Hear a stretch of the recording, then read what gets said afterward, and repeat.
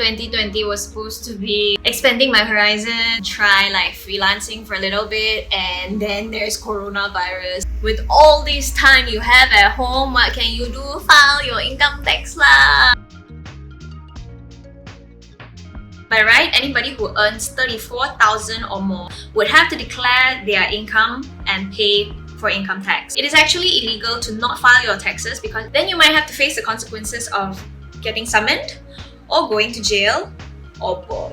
And for freelancers who've been doing freelance work for quite some time now and you guys are quite stable with like your clients and retainers and whatnot, you guys might want to consider registering for a company, a sole proprietorship company to be exact. Then there will be more things that you can declare for tax relief, such as equipments you need to carry out your work if you're an artist, if you were to buy art materials, or if you were to subscribe to Adobe Creative Cloud. All those things you can declare as necessary expenditures for you to lower your taxable amount. First, calculate total income you've made last year. Second, gather all the receipts that you can declare for tax relief. Third, get your PIN number from LHDN. Fourth, go to easy.hasil.gov.my, fill up the BE form. And fifth, pay online or get paid online. It's very simple. First, you need to calculate the total income you've made last year. So go back to your email, look for all the invoices you sent, compile all those documents, and then you have to gather your deductible receipt. So there's this article on RINGGITPLUS. It's called Everything You Should Claim as Income Tax Relief Malaysia 2020 for the year 2019, because you don't actually declare income tax for 2020 during the year 2020. You are supposed to declare for the year before because this year hasn't even ended yet.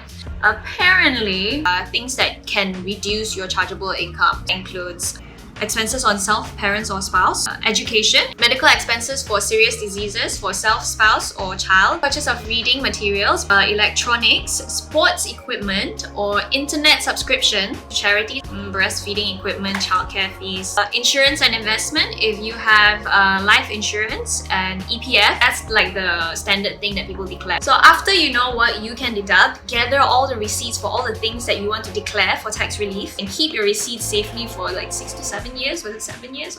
Okay, now that you have all your invoices and also all your receipts, what do? You need to get your PIN number from an LHDN branch near you. So you need to go to LHDN and do the standard press button, line up, wait, fill out form, wait a few more days, come back and get your PIN number.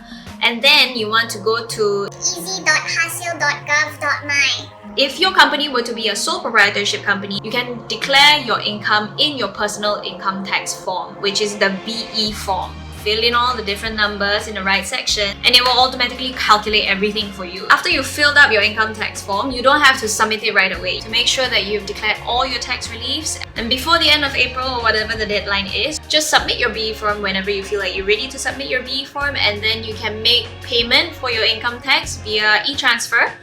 Or if the government were to owe you money, then they will just transfer it back to your bank. I'm going to leave some links that I found was quite useful for me to make this video. Okay, that's all we have now.